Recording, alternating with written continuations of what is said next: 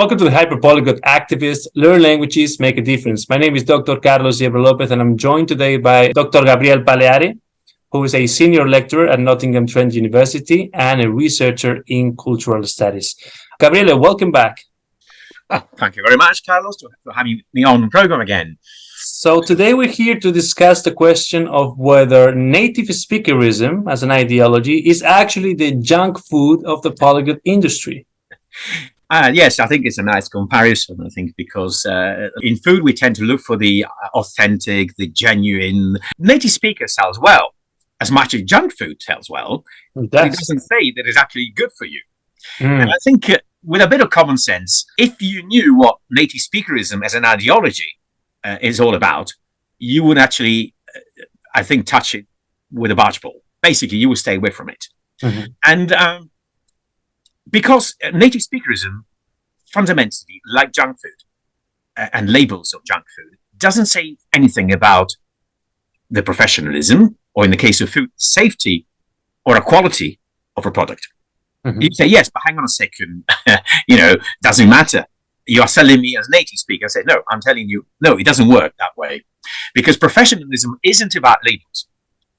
So it's about competence. And competence is actually gained through work and through hard work. It's about, why do we get degrees in the first place? Because we have to actually work out, to get to become a doctor, a dentist, and so forth. And this thing should be applied to languages. Now, but they say, oh, yes, but I understand, but native speaker is different. Well, look, nobody has an inborn deep understanding of languages, and writing, put it this way, as well as speaking well, has little to do with an accent. An accent may be posh, but it doesn't necessarily translate into being competent, or being able to teach, for example. We can have a look at a different field. We look at politics, where people speak well, but they don't necessarily convey, content. And you may say, well, I don't buy it. And it says, what's wrong with native speakers? Well, this is not about debunking myths, but we can take an interesting example from literature. There was a famous writer, acclaimed writer from the late 19th century and 20th century called Joseph Conrad. I think most people may think, yes, so what? Well, Joseph Conrad is actually an anglicized version of his real name.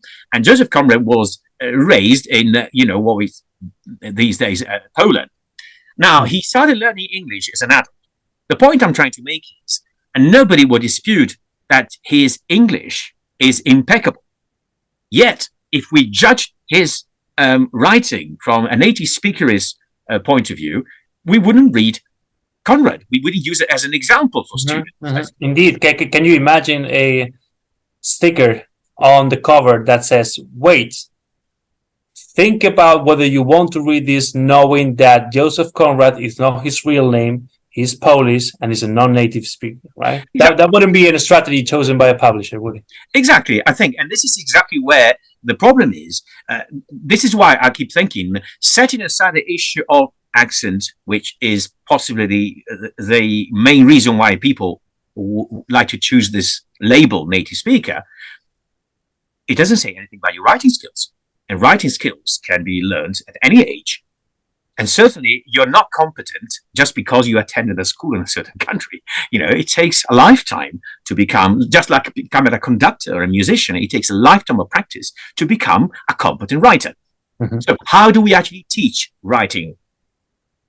Is a native speaker enough? And the current example says it all. No, that's not enough.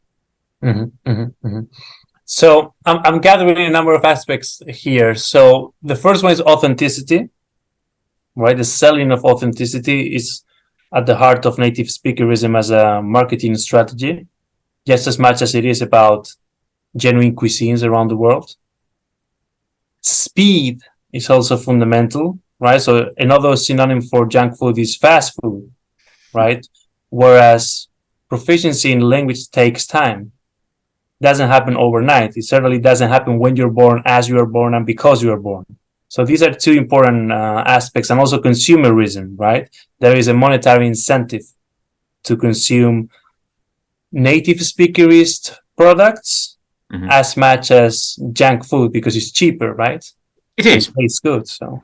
It is. It sells very cheaply, yes. Yeah. Well, thank you so much, Gabriele, for this comparison. It was very enlightening. Okay, it's a pleasure for me as well.